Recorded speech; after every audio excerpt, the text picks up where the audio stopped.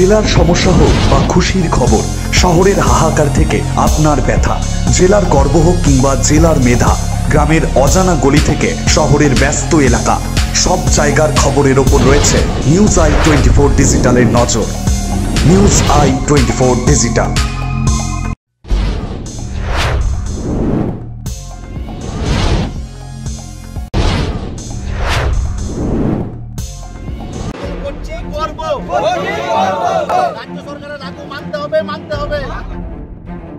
বেসরকারি ইঞ্জিনিয়ারিং কলেজের চারতলা থেকে পড়ে মৃত্যু ঠিকা শ্রমিকের। ক্ষতিপূরণের দাবিতে কলেজের গেট আটকে বিক্ষোভ এলাকাবাসীর।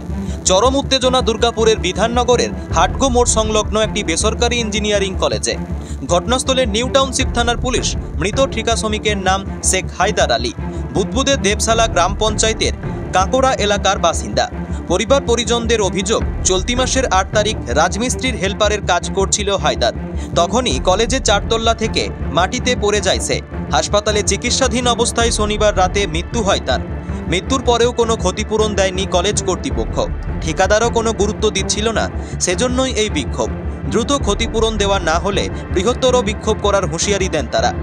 দুর্গাপুর সংখ্যালঘু সোশ্যাল ওয়ার্কারের সভাপতি শেখ জাহির বলেন, যতক্ষণ না পর্যন্ত এর কোনো খেসারত হচ্ছে ততক্ষণ পর্যন্ত আমাদের বিক্ষোভ চলবে।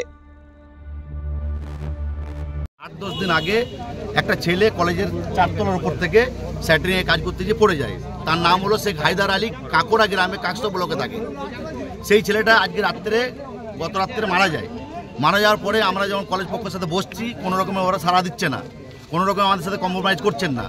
কন্ট্রাক্টরকে ডাকা হচ্ছে, সকাল থেকে কন্ট্রাক্টর মোবাইল সুইচ অফ করে রেখে দিয়েছে। কোনো রকমে কন্ট্রাক্টরের সাথে যোগাযোগ করতে পারছি না।